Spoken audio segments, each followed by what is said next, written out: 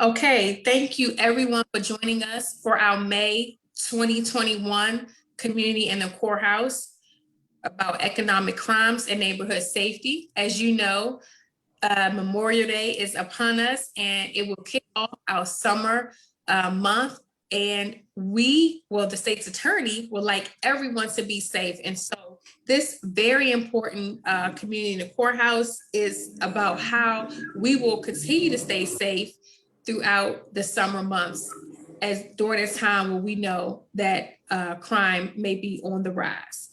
Without further ado, you all have been very patient with us. I would like to turn it over to our dynamic state's attorney, the Honorable Aisha Grayboy. Well, thank you so much, Ms. Tolles, and I appreciate everyone for their patience and for all of you for being here this evening. So I'm going to jump right in. So let's go to the next slide. So as was mentioned, this is a very special month for us. It really kicks off really our summer season. And we wanted to raise just two really important issues. And of course, we'll expand on those two issues as we move forward this evening. First is economic crimes. It's extremely important that we all recognize that we can all potentially be the victim of a scam. And there are still scam artists out there who are targeting our most vulnerable. And of course, they're targeting everyone, but oftentimes our most vulnerable, which are our seniors and also members of our immigrant community. So we have a special prosecutions unit that handles these types of financial crimes, including theft, mortgage fraud, as well as undue influence and financial exploitation of vulnerable adults, credit card misuse, and identity theft. So those cases are tried in both district court, which is our lower court, as well as circuit court. That unit also handles motor vehicle fatalities, environmental crimes, and arson. And you'll meet our unit chief, Franklin Shelton, from the Special Prosecutions Unit very shortly. Next slide.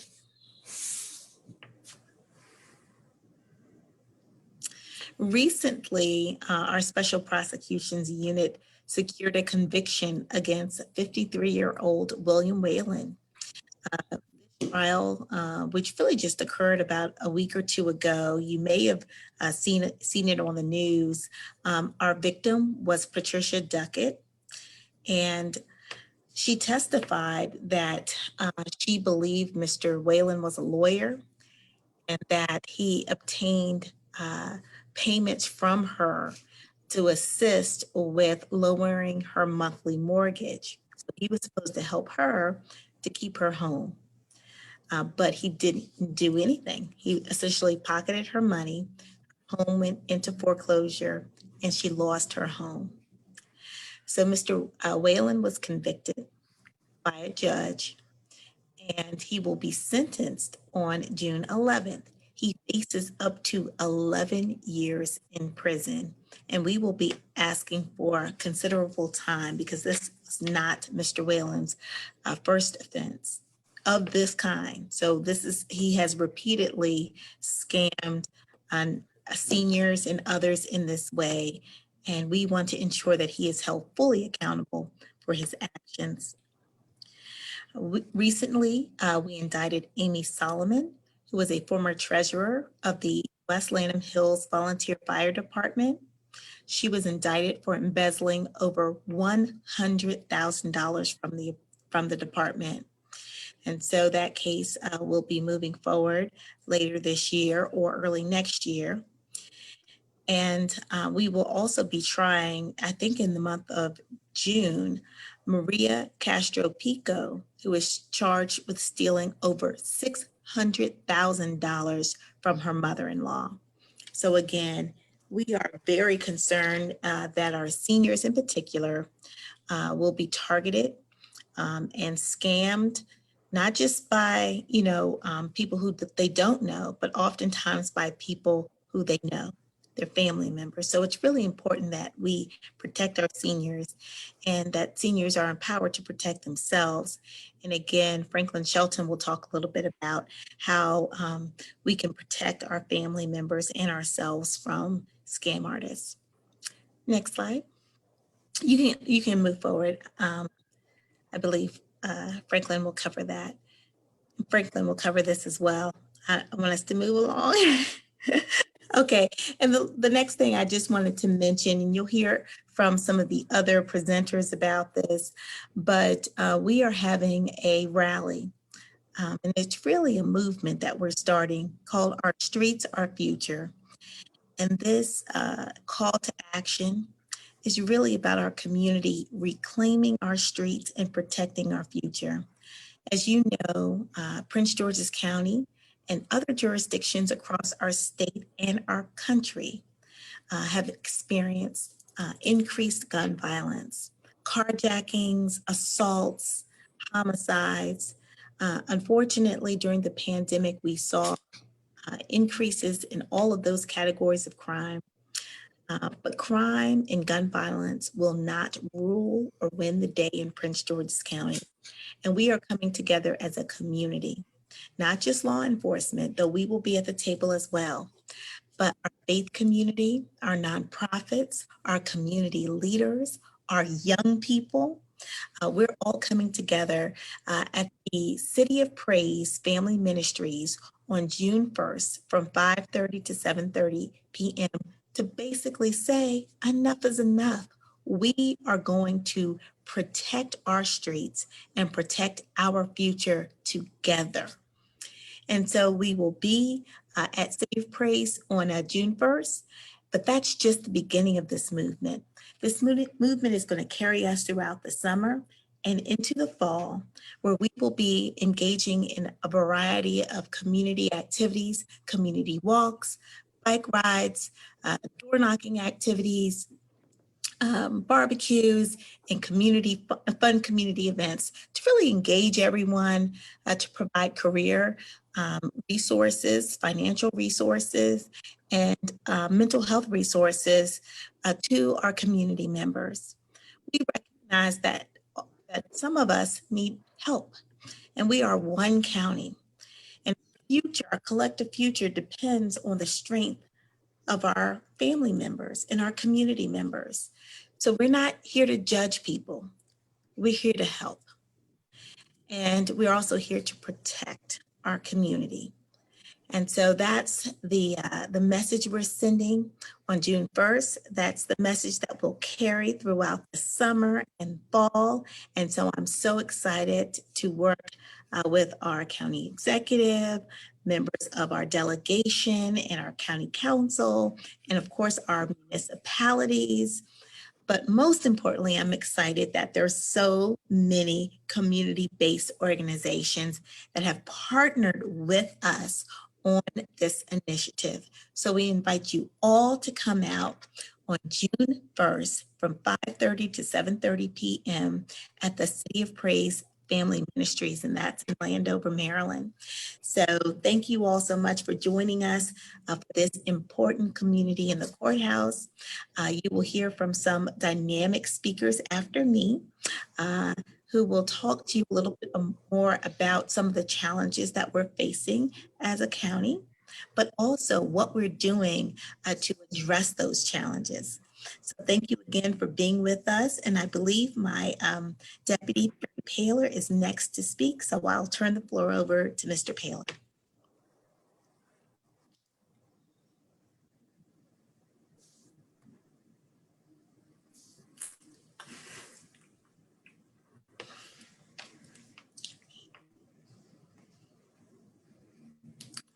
Okay, I'm up.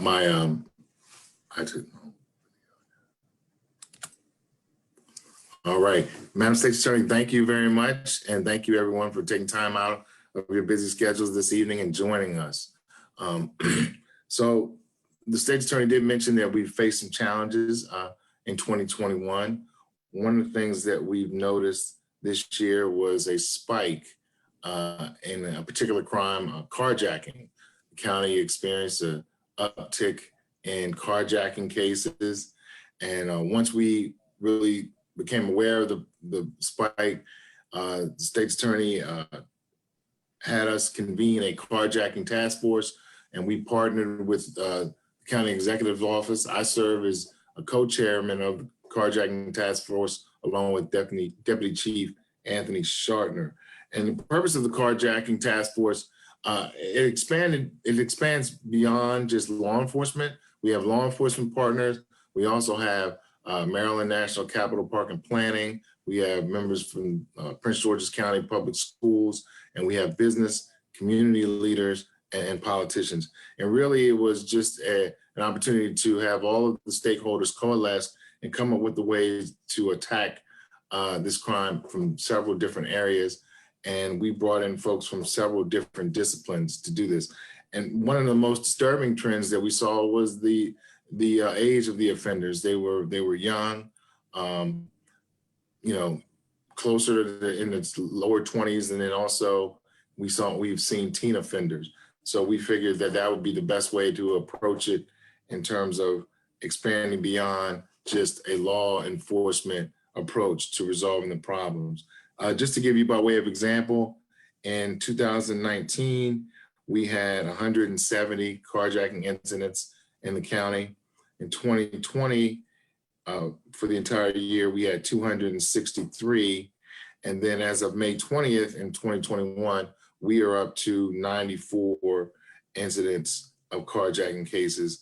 And of that 94 incidents, 20 involve juvenile offenders. So we convene the task force to, first of all, just bring awareness to what is going on, and to let people know that, we are specifically targeting this crime to make sure that we prosecute, and particularly the more violent offenders, we are prosecuting to the fullest extent of the law. We have a deterrence committee. We have a committee that's geared towards education, to educate and really send a message out to those that would consider participating in these crimes, that there's punishment involved. There's carries up to 30 years in jail, but also that there are other opportunities. We're going to be providing opportunities throughout the summer for them to engage in more productive activities. And then there's a media public awareness campaign that we are promoting to make sure that our young people get a chance to reconnect with the county and the resources that are there for them, right? We know a lot of this comes from isolation. What we did notice is that we started to see a decrease as school began to open and kids began to go to school in person. So we are tracking that.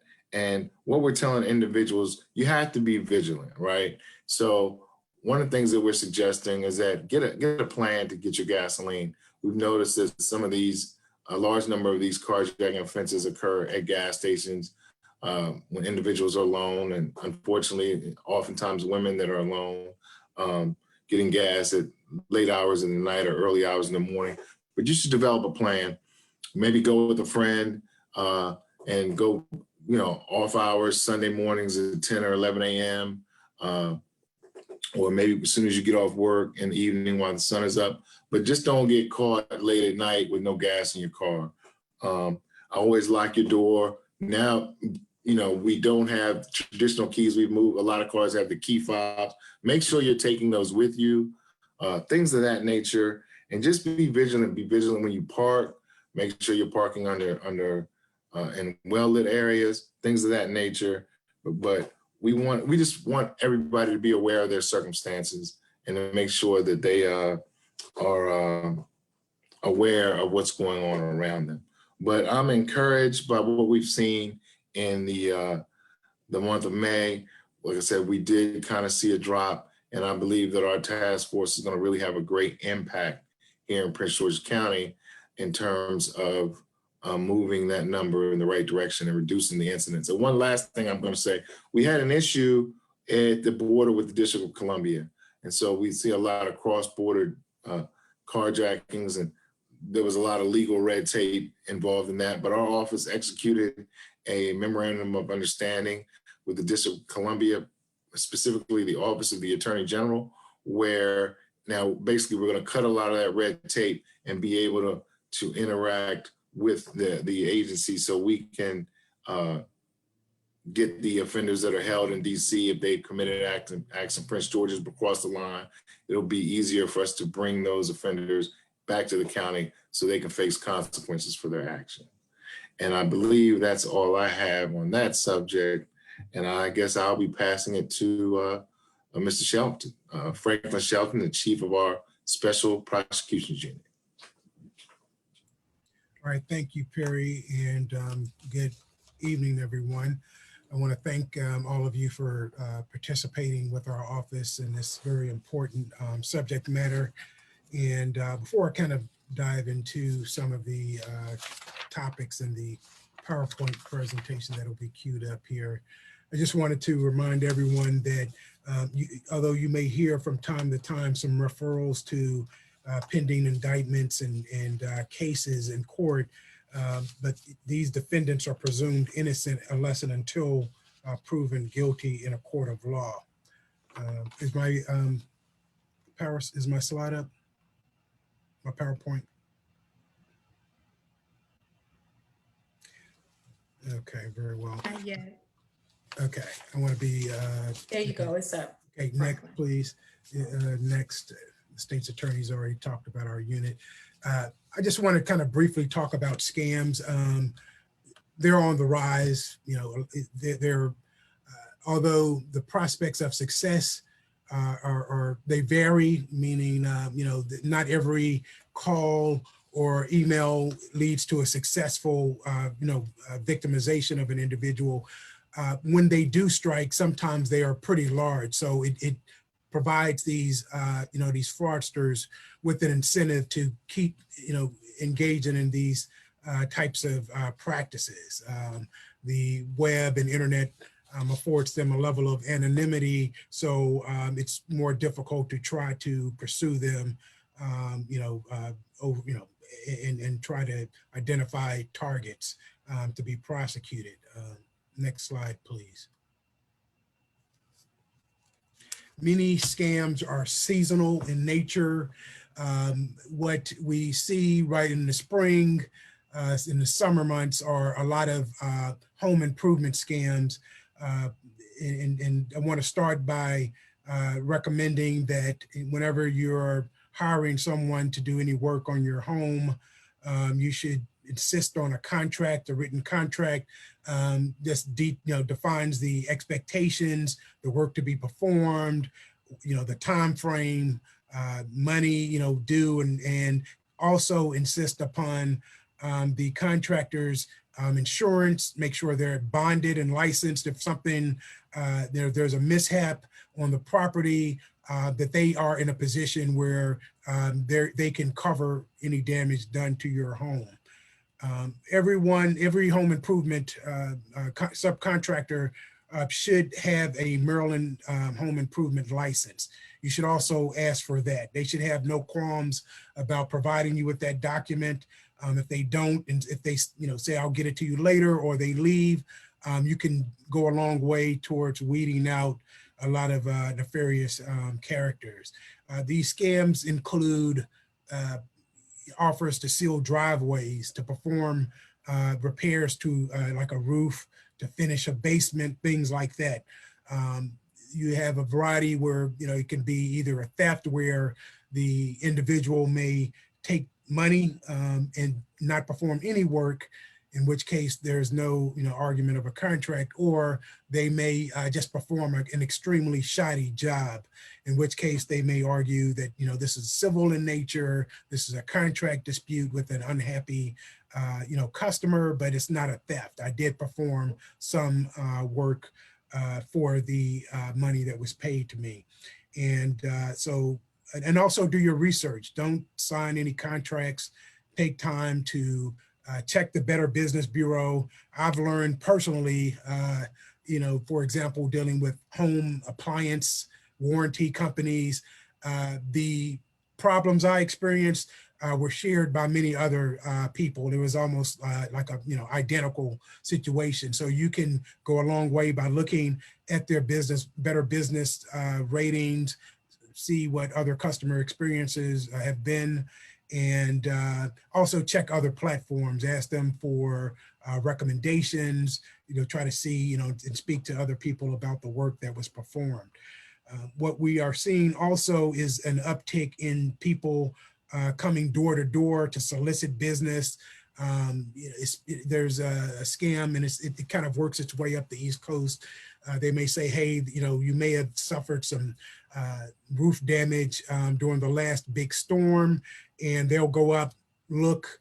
They either may, in the worst examples, they may create damage, and they will backdate it to, like, they'll go and check weather reports, for example, and try to backdate some damage to some time frame when there was a pretty significant storm. So be mindful of those things. Try to take advantage of contracts. Make sure they're insured and bonded, and that they possess a Maryland home improvement license. Next slide, please. And that is the contact number for the Maryland Home Improvement Commission. You can access the email or call them.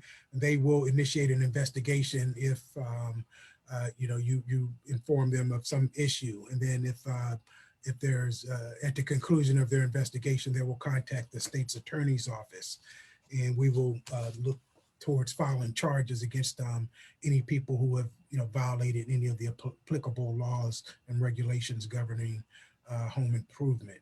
Next slide, please. Okay, some very common schemes. Most people have received some calls from with the idea in mind of trying to get the target to divulge confidential identifying information. They typically seem to target older citizens, people who may be pensioners, or they have multiple streams of income, good credit, and so forth. And they will ask them. They'll say that their Social Security number, for example, has been compromised, and they need to confirm that your number. So they will ask you to try to get your number. It's just like a scheme to obtain your personal identifying information that they will in turn use to try to open up accounts or things like that. Same thing holds true for your bank account informations. And I'll talk about the mailbox scams in a bit, but just, and open up credit cards or whatever. So guard your personal identifying information very, carefully. Do not disclose it to anyone over the phone. I mean, typically they should mail something to you on their letterhead, and then confirm, by, checking their the email address, and it should have the little lock on it, if it's an authentic secure website. What we have seen on occasion are frauds involving what we call phishing. In many occasions, you may notice that some mailboxes, such as the one here in Upper Marlboro, have been redesigned because the opening appeared to be large enough for some kind of enterprising fraudsters to do what's called phishing. They may take a small like soda bottle and place a sticky adhesive on it, and then tie a string onto that bottle, and they would literally place that bottle into the opening and fish, and basically get, the idea is that they would put the bottle in there. The bottle with that sticky adhesive will come into contact with some mail matter, and then they would slowly fish that mail out, and they could hit a gold mine. People, will write checks out for their utility companies. It could be cash or credit card applications, which they then take and they will wash, meaning to try to, alter some of the information on the checks to change the payee or something like that, change the amount as well, and hope that it's not caught. Like if somebody doesn't check their bank records diligently on a monthly basis, that transaction may go through unchallenged. So it's a good idea to check your bank account information regularly, and also to, in light of these types of phishing expedition or situations, you may want to consider walking into a mail, a post office, and just mailing from inside the center. These fraudsters typically don't enter the mail facilities, they will instead just go to an isolated mailbox to try to reduce the likelihood that they could be caught on surveillance of any sort.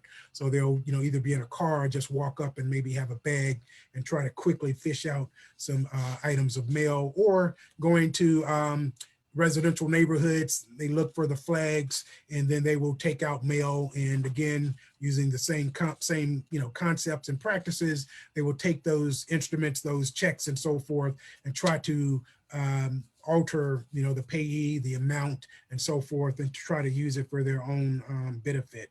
So you may want to consider paying online, or just calling and, paying using a debit number or something over the phone. Next slide, please. Other scams include the grandchild in legal trouble. This is particularly successful with grandparents who tend to spring into action without taking steps to verify that their loved one is in trouble.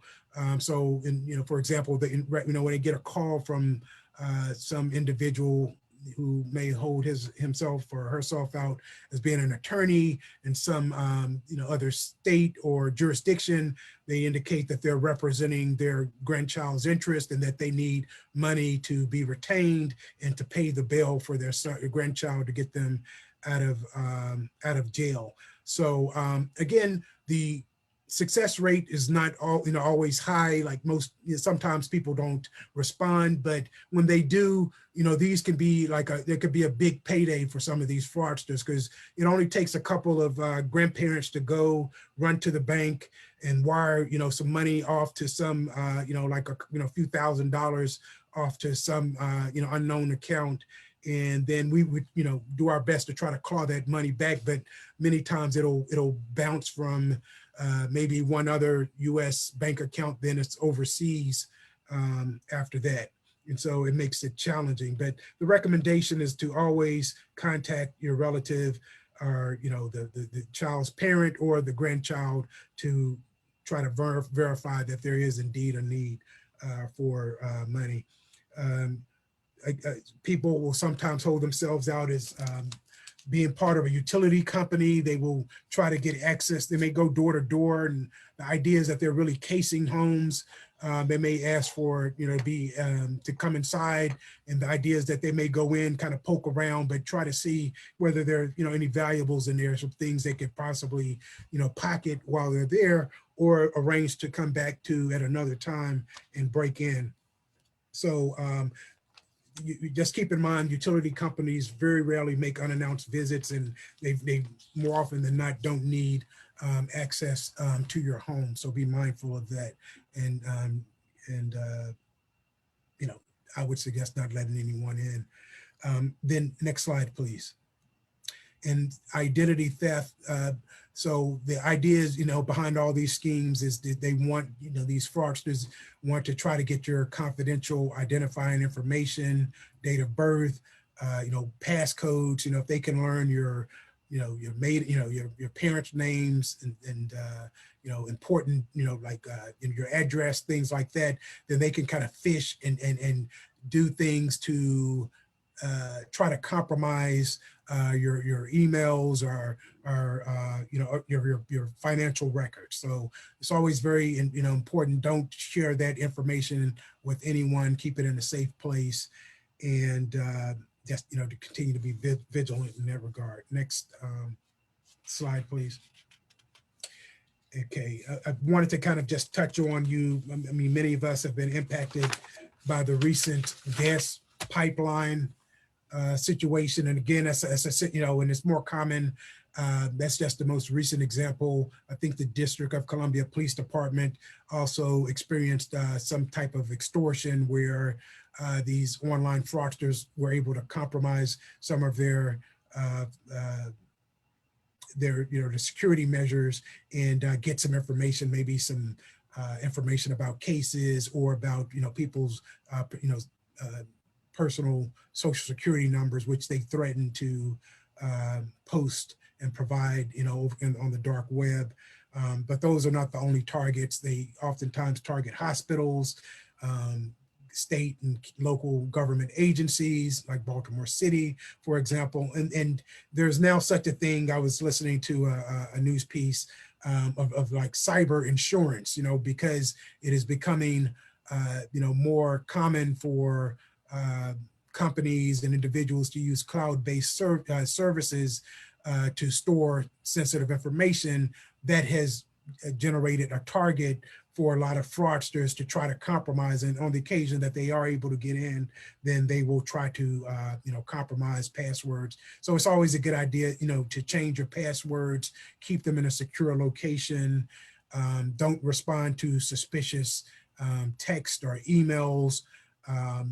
Another practice is what we see as compromised emails, where the fraudster will use an email that's close to but not the same as a legitimate company, and pretending to be that legitimate company, they may send an email redirecting the payment. It happens sometimes with closings in terms of housing for real estate, or for services rendered for like a big company that may have had some job recently completed. They may say, wire the money for that last, repair job to this particular account. And, that money again may touch, to one account here, then it's overseas and split off into different accounts. So it's a good idea not to respond to those emails, maybe use a secondary means of communication to try to talk to the person to confirm that these are their instructions. Like, do you really want me to send this? Or, and to keep, and change your passwords, take advantage of the more challenging, like of the Face ID and multiple levels of security, to try to do what you can to protect yourself from these types of attempts. Okay, next slide, please. You can, if you think you're the victim of a fraud, and this is just some, general advice. I've talked to some of the county officers as well. If you think that you may, or a loved one, I know of a case where there was an investigation where a really astute citizen had placed a credit freeze on her mother's account, and she got an alert that someone attempted to open up a joint line of credit using her mother's account, and we were able to launch an investigation and develop a suspect. And it happened to be a person in a position of private trust, like it was a relative who was attempting to access mom's account and open up a line of credit. So you can use this as a means to freeze your credit from time to time. You would get alerts as well. So, take advantage of that, to try to protect your identity. Next slide, please. As the state's attorney talked about, the older residents sometimes make for ideal targets, because oftentimes they're retired or semi-retired. Many of them will engage in phone conversations with people, and rather than just hanging up if it's just like someone they don't know, and they have, most importantly, like various streams of income, and so that's what they want, the money. So they will try to find out ways to try to exploit and to get them to share bank account information. So be very careful, about that. People who offer loan modification services, for example, are not to take any money until they have performed services. Like Mr. Wayland, as the state's attorney mentioned, like he's pending sentencing, but in that situation, the state's witness, the victim in the case, Ms. Duckett, testified he held himself out as an attorney, which was not the case. He accepted money for services that had not been performed, and it just resulted tragically in Ms. Duckett losing her home. And sometimes people will contact the office. The state's attorney's office can set aside a house that has been lost in a foreclosure. I mean, that's a long and a separate process. I mean, we can look to prosecute and hold people accountable for, you know, missteps they may have taken, but we can't we can't undo it. So in light of the time, I'm just going to, you know, remind everyone to don't accept, you know, phone calls or open emails that seem suspicious. You know, stay active and vigilant, and you know, with your family and friends, and don't post or open your own. Don't post or any information about traveling or anything like that on social media that just informs fraudsters and burglars that you will not be available and that it will be a good time to come to your home. So thank you. That's all I have for now.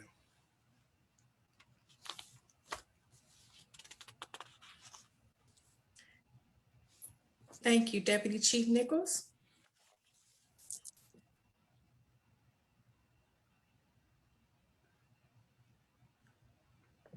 Good evening, everyone. First of all, I'd like to thank you for the privilege and opportunity to be with you guys here this evening and to share some information with you. Historically, we all know that crime tends to spike during the summer months, and that's as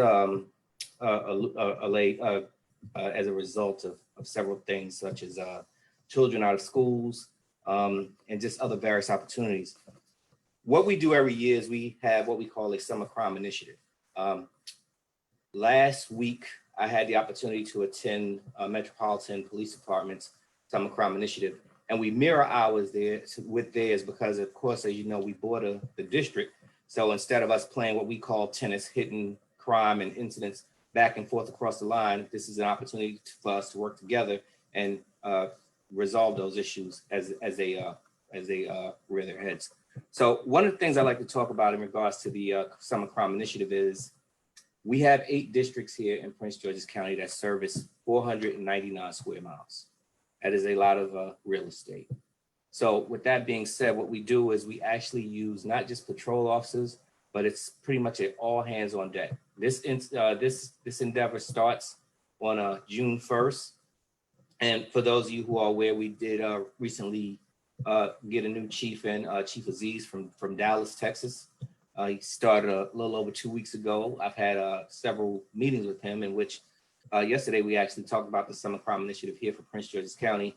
And, you know, he's got some very good insight on it as well. So we're adding a little twist this year. The first thing is, of course, as we talk about the 8 districts and providing increased patrols throughout those areas that based on, you know, citizens' complaints, crime numbers, and district commanders' observations, we'll be adding additional resources and assets in there to address those concerns. Deputy Paler discussed the carjackings and the rise. We did see a decrease in that as school did start to go into a hybrid posture. So we do believe that that will, you know, continue to decline, but we still are making sure we're monitoring that by all means. What we are adding to the Summer Crime Initiative this year, which is going to be different, is we're looking more for a community engagement focus. So May 1st, I implemented in the Bureau Patrol an initiative called Park, Walk, and Talk. Some of you may have heard it, but what we're doing is we're having our patrol officers park their cruisers, get out and walk and talk to citizens, business owners, and everybody. One of the complaints that we were getting during the time that we went through the police reform work group is that, you know, officers have now made the police cruiser sort of their fortress, and that prevents them from getting out and actually interacting with citizens and getting that face-to-face time. Basically, the old adage of walking the beat, which is something that, you know, we've gotten away from. And I won't specifically put it on the officers, but it's just in the time that we are now where we're dealing with things electronically. Things move a lot faster. You have computers in cars and calls to service coming in through those. So officers have to continuously monitor those things. However, I've tasked them with getting out of their vehicle at least an hour a day throughout their 10-hour shift and interact with the citizens. And that's going to be a part of that Park, Walk, and Talk initiative. So like I said, that started May 1st. So you should see officers in your neighborhoods doing that. And I'm going to leave my name, email, and information, cell phone information in the chat. That if you're not seeing that, please call me or contact me directly. so I can make sure that that is in fact happening in your respective neighborhoods and communities. The other thing is the Community Services Division, which is also run out of my office here in the Bureau of Patrol. We have several Police Athletic League programs. Now that the restrictions are being lifted, as we're getting vaccinated and COVID is starting to subside a little bit, knocking on wood, we're going to look to start engaging the youth in a lot of these Police Athletic League programs. I have officers that are skilled in boxing, officers that are skilled in the basketball, officers that are skilled in paintings and other activities. What we'll be doing is we'll be taking those camps and opening them up that way throughout the day.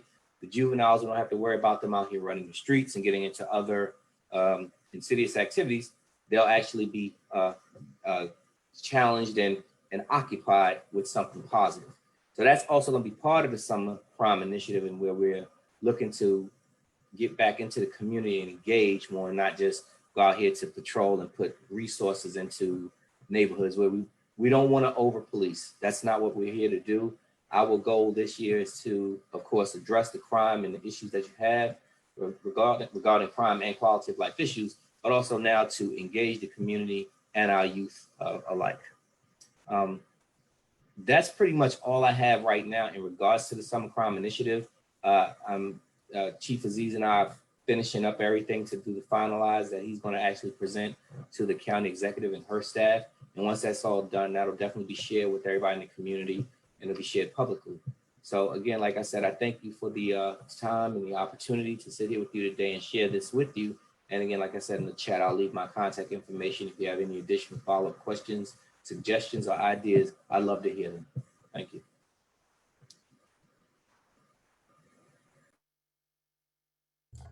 Thank you, Deputy Chief. You brought up a good point. If anyone has any questions, please feel free to put those questions in that or in the Q&A box. Captain Brewer. Good evening. I'm Captain Rob Brewer from the Metro Transit Police Department. And for those who don't know me, I actually retired from Prince George's County back in 2017 and have been with Metro since.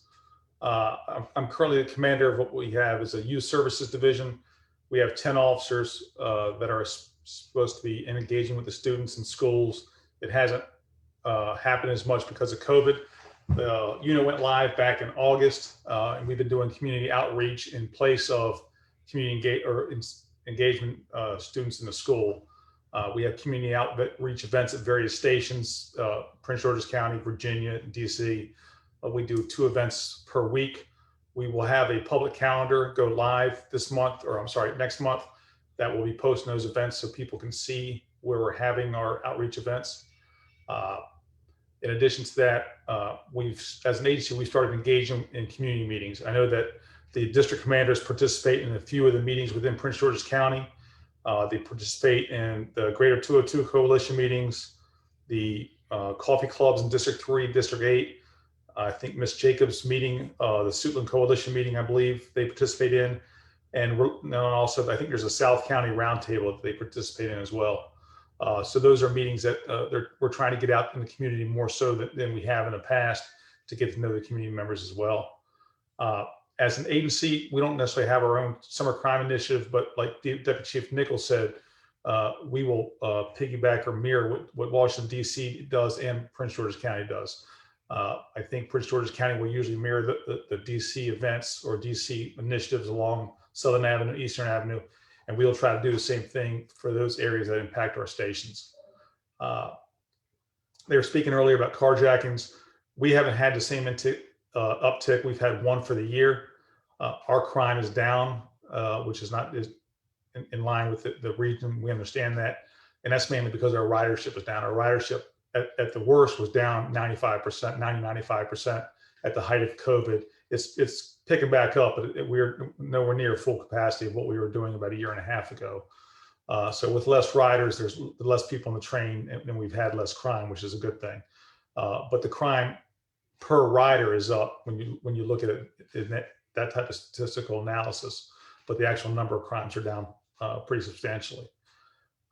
Like Deputy Chief Nichols said, I'll leave my contact information in the chat line so people can reach out to me. And one thing I wanted to point out is we are opening a District 3, or I'm sorry, yeah, our District 3 station will be opened up in Prince George's County in mid-July. It's going to open up across the street from the Largo Town Center station, right off Harry S. Truman Drive. That's a temporary housing for the District 3 station. The permanent station is supposed to be over by Morgan Boulevard, but that's going to be a little year or so down the road. So starting in July, we will have a District 3 station. I forwarded this invite to Captain Bo Perizzo. I don't know if he was able to make it on the meeting tonight, but if he's not, we can make sure he's here for the next meeting and he can introduce himself, because he will be the commander of that District 3 station. And that's pretty much all I have, unless someone has some questions.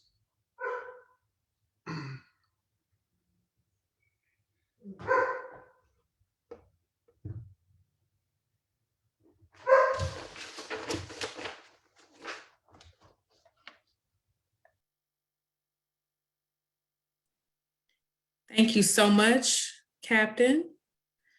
Now we're going to turn to Juanita Moore. And we are attempting to. Good afternoon, everyone. I'm Juanita Moore from Maryland National Capital Park and Planning Commission, Community Engagement. I know I have some great information that you all are looking for. We at Maryland Park and Planning have opened up several of our facilities. I know having kids out in the community and not having anything to do has put a strain on a lot of our community and our businesses. So we are proud to say that we are continuously opening up new facilities. Previously in March, if you weren't aware, we opened up the Bladensburg Community Center, College Park, Fort Washington, Glenarden, Glendale, North Brentwood, Seat Pleasant Activity Center, Southern Area Aquatics and Recreation Complex, which, by the way, now has a brand new therapeutic pool that just opened up in 2 weeks ago. So if you get an opportunity, get over to see the new addition to the Southern Area Recreation Facility. I'm sorry, the Bach Road South Tech Rec facility now has an aquatics facility. New facilities that will continue to open on May 20, that reopened on May 24th. Kentland, Deerfield, Langley Park, Good Luck, Prince George's Plaza, Largo Kettering, Perrywood, John Edgar Howard, Palmer Park, Bowie, North Forestville, Patuxent, Temple Hills, Hillcrest Heights, and Marla Heights. And I will say we do have a presentation that unfortunately I think we're having technical difficulties, but we can put the link in the chat. Ah, there we go. Thank you. Thank you, Ms. Tolles, for working that out. So we can keep moving with the presentation. So to register for an activity, the Parks Direct account is free. We want to get all families registered so that our youth can get out and participate in the reopening of our facilities. You create a free Parks Direct account at pgparksdirect.com. Click on new account. You can go to the next screen and get your family registered. You can now upload your age and residency verification documents, which previously you were unable to do, but now you can upload them from your computer or smartphone. Next slide. So these are instructions on how to register. When you have an opportunity, now you can screenshot it, take a picture, or we can also put the presentation into the chat for you to look at it at a different opportunity. So we've been talking about reopening. We're here. Nature centers, waterfront parks, museums, and more. So keep in mind, reset, restart, reopening. That's what we want you to think about when you think about Parks and Recs this summer and things for you to do. Next screen. This presentation also has a list, as promised, of the facilities that are reopened. So when you get the presentation in the chat, you can see these facilities, and you can go to Parks Direct and they can help you. Next slide. Don't forget, we still have our summer guide. You can call the 301-699-2255 if you still want to have your paper guide. Call that number again, 301-699-2255, which is our customer service line, and you can request the guide. Next slide. And this is just facts about the department. If you're unaware, we have 234 playgrounds, 8 conservation areas, 11 aquatic facilities, 317 tennis courts, 150 miles of trails. Next slide. And of course, basketball courts. And what we found out last year during the pandemic, that our trails are extremely popular. So we want to see people out walking, riding their bike, you know, family activity on our trails.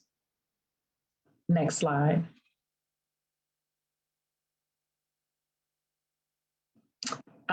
You can keep going.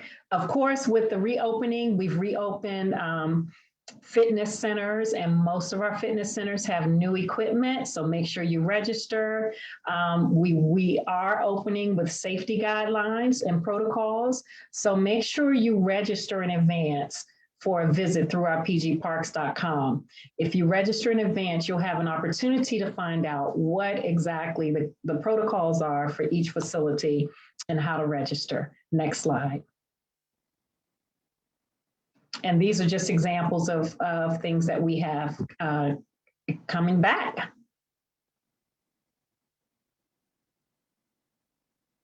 Again, I'd like to say our pools will reopen on May the 29th from Memorial Day weekend.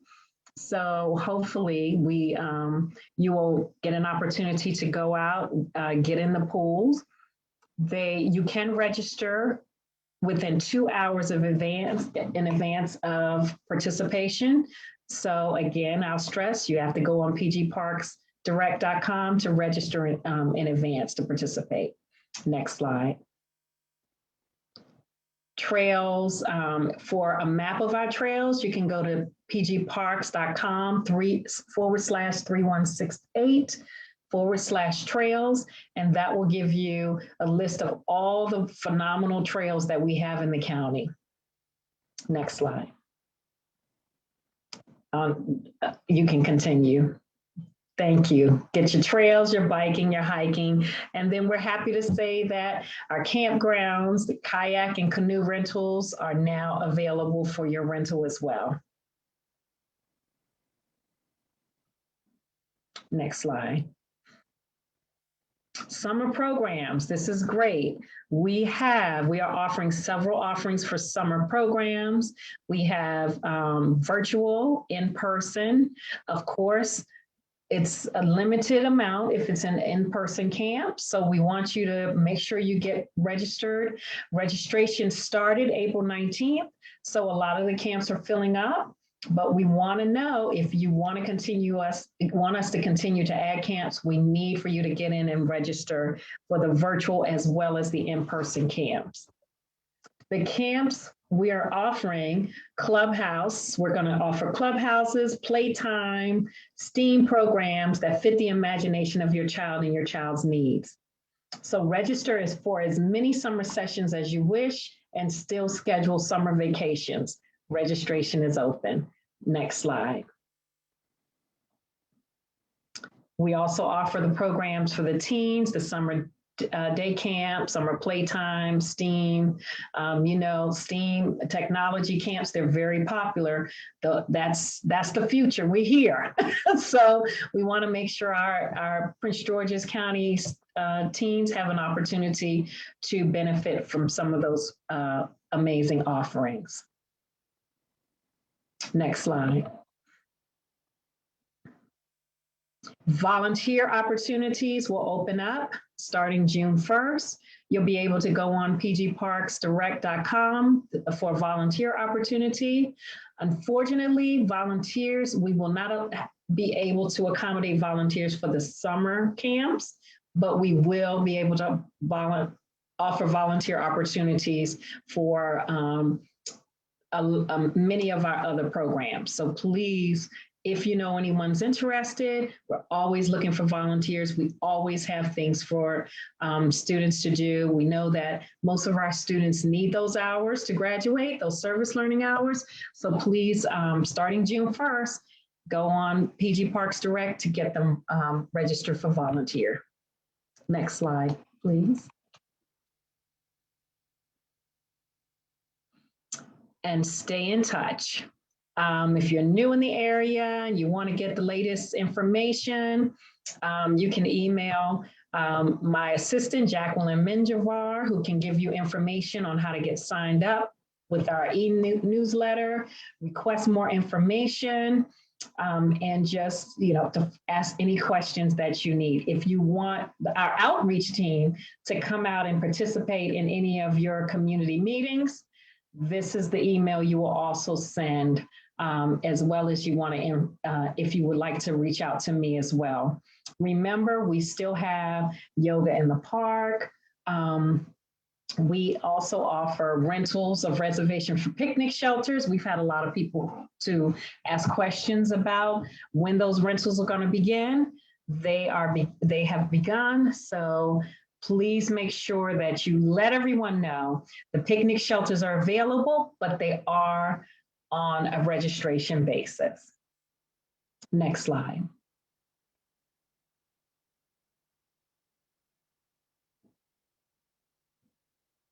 Next slide. Keep in mind the COVID-19 protocols based on the guidelines of the governor as well as our county executive. Face coverings are required for all indoor venues and crowded outdoor venues, including concerts, festival, and ticketed sporting events. Face coverings are no longer required outdoors in the park. Although we still would like for you to stay safe and you still utilize some discretion as far as safety and your health with other residents. And the last slide. Thank you so much. Again, my name is Juanita Morikita. I can be reached at the number on the screen, 446-3237, juanita.moore@pgparks.com. Thank you so much for your time and patience tonight. Have a great evening. Thank you so much, Ms. Moore. There is a quick question, if you could put it in the chat. Someone is asking, when is Lake Arbor in the community, Lake Arbor opening? I believe Lake Arbor was in the list. Hold on, let me double check my list again. Okay, put that information. They want to know when, yes, when will it open? You could put that in the chat. Okay, I'll put that in the chat. Thank you very much. And unfortunately, it's not on my list, so I can. Wanda Ramos just said June 14th, so thank you, Ms. Ramos. Oh, thank you, Wanda. Okay. Yes, hi, Wanda. Okay. All right. Thank you. Thank you so much. In terms of the now, we know that is a very important information because the state's attorney has been anxious about giving out young people something to do now that COVID is winding down the restrictions. It's very important to keep our young people engaged and busy. So this is very good information. Now, with that being said, I would like to have an update from each one of our coffee club districts. We know that it's very important for the community to stay engaged with their community. And the best way to do that, to learn all about crime and safety and everything that's happening in your community, is to stay involved with your coffee club. And so again, just a reminder, especially since we've had some technical difficulties in the beginning, I'll just remind our coffee club members to keep it to 3 minutes, the location of your coffee club, the day and time that you meet, and just maybe one pressing community issue and any summer activities that you have coming up and how to connect with your club. I will start with Ms. Loretta Henson from District 1. Good afternoon. Thank you. Good afternoon. Good evening. Good evening. My name is Loretta Hinton, and I'm the co-chair of District 1. We meet every second Wednesday and the fourth Friday of each, the fourth Wednesday of each month. The second and fourth Wednesdays of each month, we meet virtual. We will not be having a meeting in a building per se, because the building place that we were meeting in has closed. And at this time, we are not having any activities for the summer months. Most of the people that come to District 1's Coffee Club are senior citizens.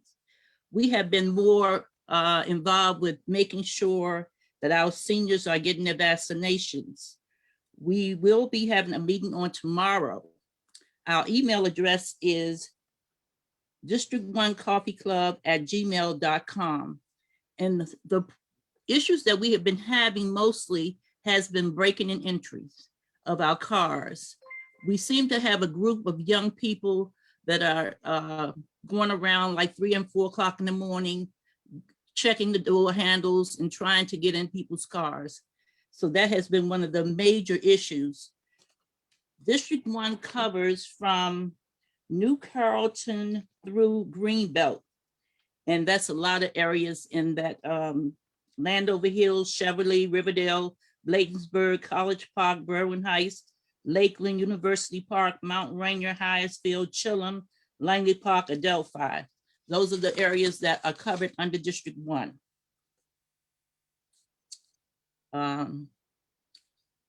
Thank you.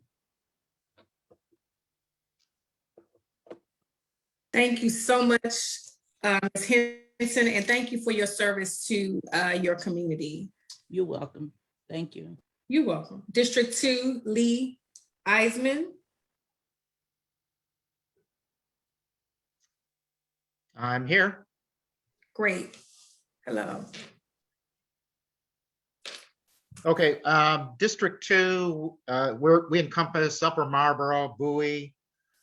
We go all the way up to Woodmore, up in that area up there. We used to meet at the Amish market / Dutch market down in Upper Marlboro, but we decided to move our location last year, and we were going to move it to the South Bowie library branch, but because of the pandemic, we've just been having virtual Zoom meetings. And I talked with Pamela today. Pamela Sams is normally our moderator for our district coffee club, but her mom died on Saturday. So she asked me to take over for her tonight. But we've kind of almost decided that we're going to continue with virtual meetings for District 2, namely because we're getting a lot more participants than we did at the Amish market. So that remains to be seen, but I think we're going to at least try Zoom meetings for a while. So we meet the third Friday of every month at 10 a.m. And we always take a few months off in the summer, so we'll be taking off July and August. As Loretta said, we have the same issues here in District 2 with the break-ins to cars. And we also have issues in different communities that I've read about on Nextdoor with speeding and blowing through stop signs, and just something that just continues.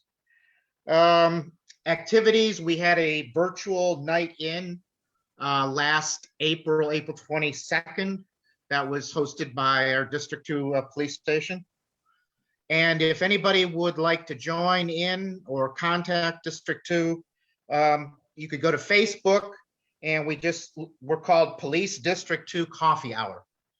And I will put a link to that in the chat box. And that's all I have for tonight. Thank you so much, Mr. Eisman, right? Eisman. Eisman, I said that right. And on behalf of the state's attorney, can you please send the condolences to Ms. Pamela Sams on the loss of her mother? I will certainly do that. Thank you. And I want to thank District 2 for their service and commitment to improving our community as well and working with our police department. Ms. Belinda Queen, Madam School Board Member for District 3 and 8. Hi, how are you doing? I'm a school board member for District 6, but yes, I am District 3 and 8 Coffee Circle Chair. I'm sorry, Coffee Clubs for 3 and 8. I'm sorry. Okay. Greetings to everyone.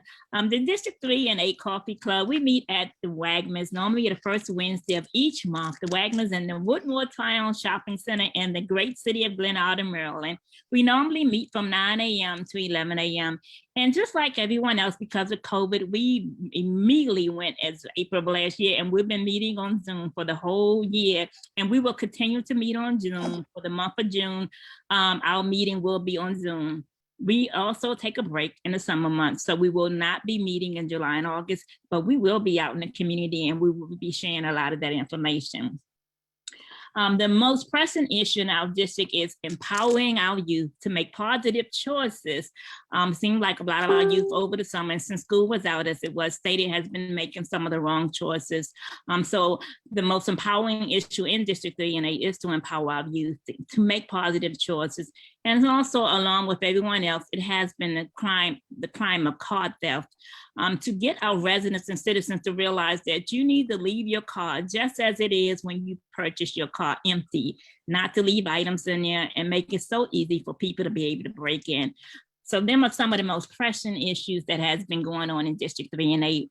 I have to say, many state that coffee changes lives. At District 3 and 8, our coffee circle, we aim to do the same thing. We aim to change lives in our community, among our youth, among the members, and we aim to educate, engage, and empower every citizen within that district to not only to take back your community, to not only realize that snitches do not get stitches. If you do not stitch, it will cause stitches in your community. So we aim you to make a difference by standing up, speaking out, and making a difference in your community by keeping you educated, engaged, and empowered right in District 3 and 8. Thank you so very much, State Attorney, for giving us this opportunity to share and to engage and empower the citizens of District 3 and 8 in Prince George's County.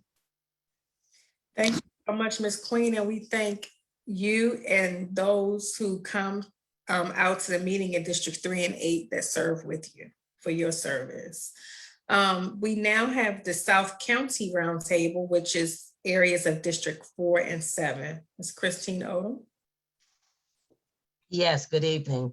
We also have, actually, I'm not the facilitator. I'm standing in for this facilitator, and he's actually on the line, Mr. Andy Holloway. If he wants to take care of our presentation, he can go right ahead.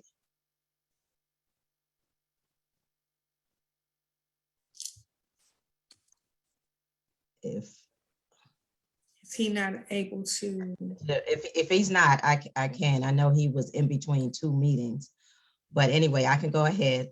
The South County Community Roundtable, which is the coffee club for District 4 and 7, encompasses the southern part of Prince George's County, which is Oxon Hills, Camp Springs, Temple Hills, Fort Washington, Brandywine, Accokeek, and I'm pretty sure I left out some of the other areas, but it's the most southern part of Prince George's County. We currently meet via Zoom, and pre-COVID, we met at the Southern Regional Technology and Recreation Complex on Bach Road. Post-COVID, we're not sure if we're going to continue to meet virtually or if we're going to meet at Bach Road. We meet on, go ahead. I just made Andrew Holloway, I gave him the permission to talk, but. Oh, okay, go ahead. That's however you all want to do it. No, if let me just say that we meet on the 4th, the 2nd and 4th Wednesday of each month, and we do not meet in July and August. So Mr. Holloway can take care of the rest of our issues for the rest of our 3 minutes. Thank you, Ms. Odom. All right, okay. Thank you so very much. I am between meetings, but Ms. Odom's done an outstanding job in saying where we are and what we do. And we are here to make sure that our communities are well engaged with our police and emergency personnel. It's a teaming effort. We can't do it by ourselves, neither can they. Most of our folks are senior citizens, as most folks have already said in their coffee clubs. We are senior citizens. We are the folks in the community.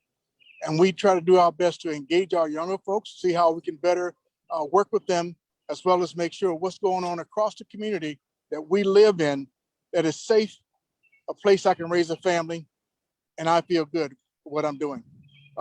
So I say thank you very much. Our issues are like everybody else: motorcycles, car thefts, mental issues because of this COVID virus and things like that. People now coming out.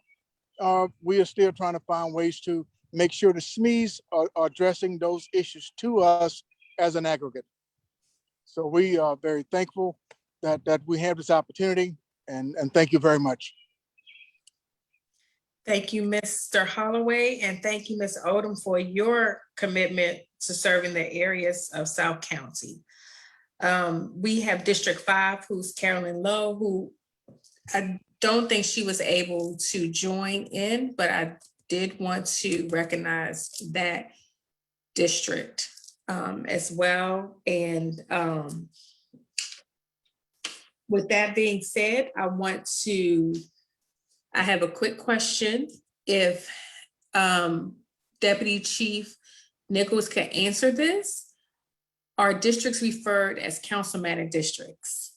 Could you talk about how the police districts are formed?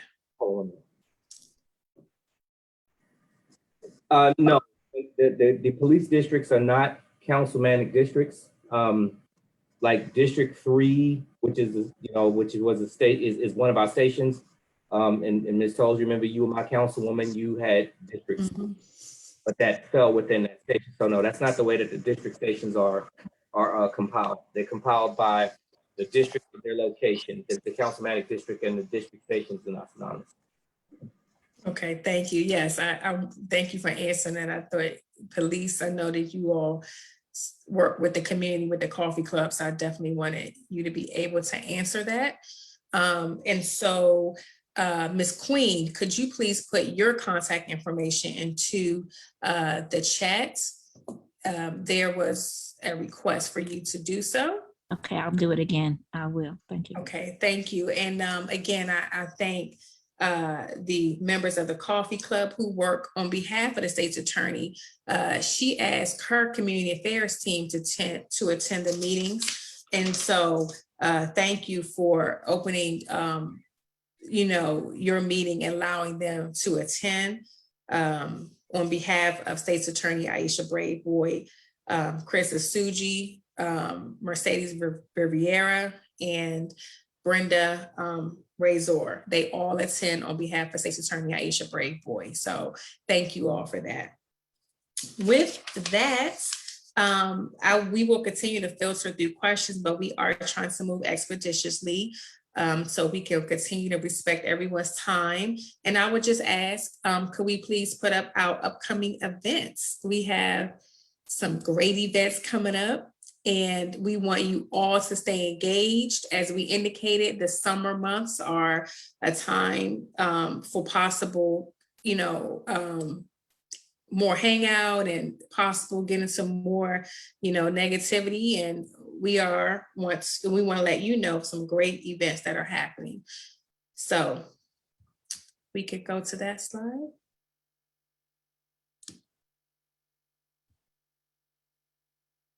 I don't see any other questions right now. So the state's attorney has already talked about this very important event, Our Streets, Our Future. And that is coming up on June 1st from 5:30 to 7:30 p.m. And we are calling everyone, nonprofits, sororities, fraternities, community club members. Ms. Queen was at the press conference that the state's attorney had last week in reference to this rally. It is a really important community effort. And she talked about that already in her remarks. So I just want to reiterate how important it is to have everyone present. And please register if you have not already done so, or you can contact our office to get more information. Next slide.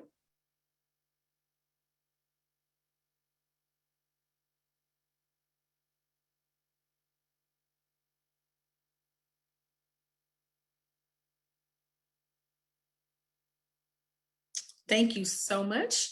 World Elder Abuse Awareness Day. And this is an annual event hosted by State's Attorney Aisha Bradeboy and our Family Services Department. And this is going to be a day of information about fraud, about various ways to protect yourself. Some information you heard from Franklin Shelton, but there'll be more information shared. You will hear from special guests on disability. You will hear some entertainment. It will be some fitness, and this is all virtual. It's actually hybrid, but it will be a day filled in honoring our seniors. That is critically important to the state's attorney. And this year's theme is building strong support for our elders. And this event is on June 15th from 10 a.m. to 11:30 a.m. for the virtual portion. And if you pre-register in advance, you can receive a grab and go lunch. And those hours of pickup are from 12 p.m. to 2 p.m. at 2 locations at Department of Family Services and Glenarden Town Hall. And we will have our elected officials and other partners in the State's Attorney's Office to join you on site as you pick up your grab and go lunch. So this year is hybrid. So please register in advance. And if you need information on that, please don't hesitate to contact the office. Next slide.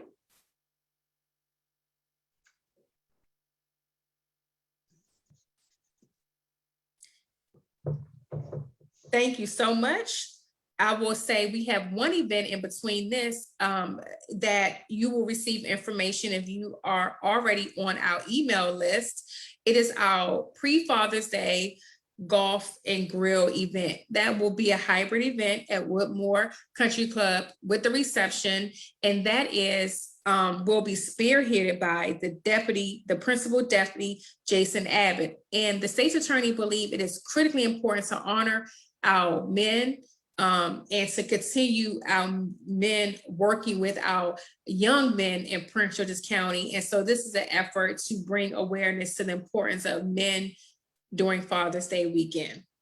Last but certainly not least, we have our June 29th, our June community in the courthouse, which will be June 29th at 6 p.m.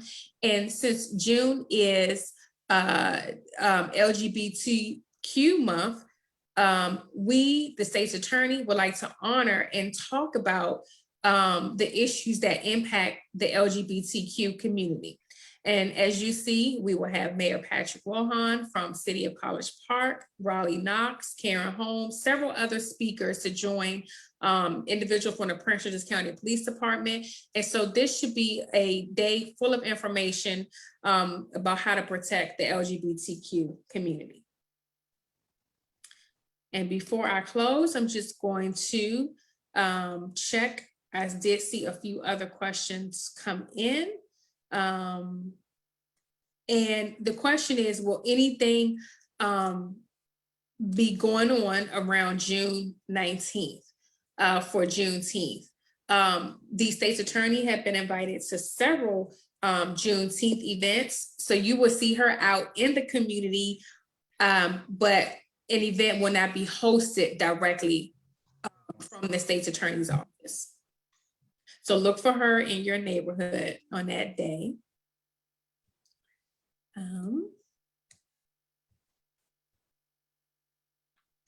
So with that, I would like to thank you all for attending. I don't see where we have any other questions in our chat or in our Q&A. I want to thank you all for attending and supporting this month's community in the courthouse. I hope you was able to have or learn some valuable information that will be useful to you as we kick off the summer months, I should say, next week. And of course, if you have any questions, please don't hesitate to contact State's Attorney Aisha Bradeboy or her staff. We are here to support you. Thank you all again. Stay safe and healthy. Have a good night.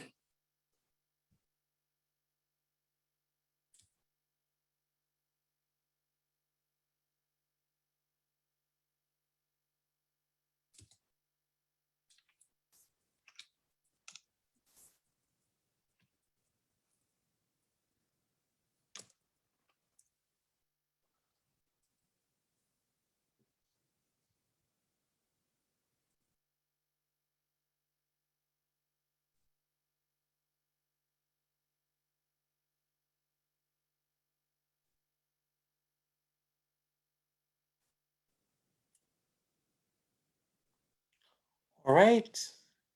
Night, everyone. Good night.